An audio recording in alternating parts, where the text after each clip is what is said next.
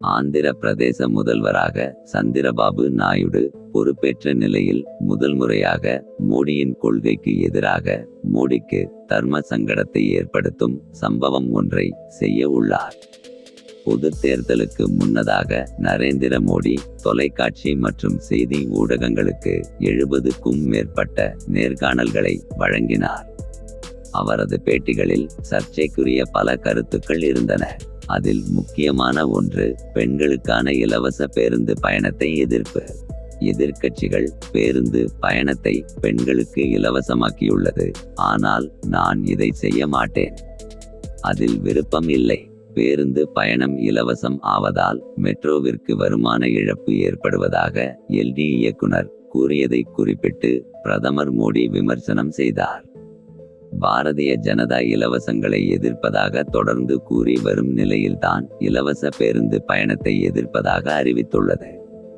இந்த நிலையில்தான் ஆந்திர பிரதேச முதல்வராக சந்திரபாபு நாயுடு பொறுப்பேற்று தற்போது முதல் முறையாக மோடியின் கொள்கைக்கு எதிராக மோடிக்கு தர்ம சங்கடத்தை ஏற்படுத்தும் சம்பவம் ஒன்றை செய்ய உள்ளார். ஆந்திரா மாநிலத்தில் 175 சட்டமன்ற தொகுதிகள் மற்றும் 25 மக்களவை தொகுதிகளுக்கான தேர்தல் நடந்து முடிந்துள்ள நிலையில் அங்கே தெலுங்கு தேசம் வெற்றி பெற்றுள்ளது.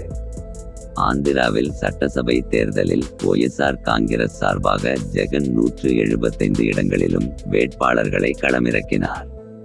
சந்திரபாபுவின் தெலுங்கு தேசம், பாரதிய ஜனதா, பவனின் ஜனசேனா கூட்டணியில் ஜனசேனா 21 இடங்களில் நின்றது. காங்கிரஸ் தனியாக சிபிஎம் உடன் கூட்டணி வைத்துள்ளது. 144 இடங்களில் போட்டியிட்ட தெலுங்கு தேசம் 135 இடங்களில் வென்றுள்ளது. பவனின் ஜனசேனா கூட்டணியில் ஜனசேனா 21 இடங்களில் நின்ற நிலையில் அனைத்து இடங்களிலும் வென்றது.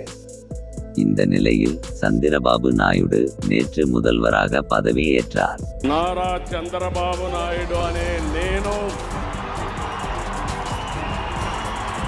பவன் கல்யாண் துணை முதல்வர் மற்றும் அமைச்சராக பதவியேற்றுக் கொண்டார்.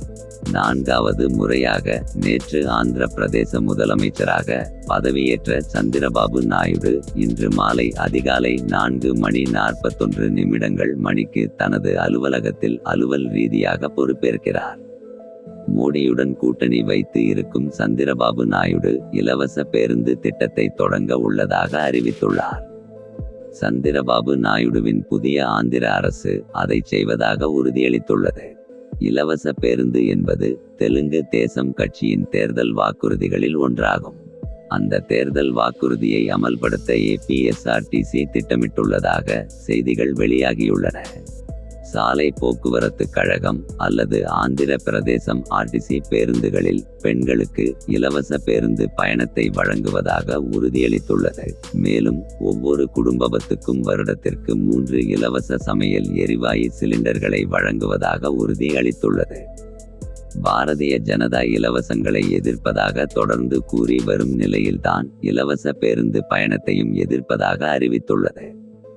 இலவசங்களை ரவாடி கல்ச்சர் என்று பாரதிய ஜனதா விமர்சனம் செய்து வரும் நிலையில் பாரதிய ஜனதா கூட்டணியில் உள்ள கட்சியான ஆந்திர பிரதேச முதல்வர் சந்திரபாபு நாயுடுவின் தெலுங்கு தேசம் கட்சியை பாரதிய ஜனதாவின் கொள்கைக்கு எதிராக முடிவு செய்துள்ளது.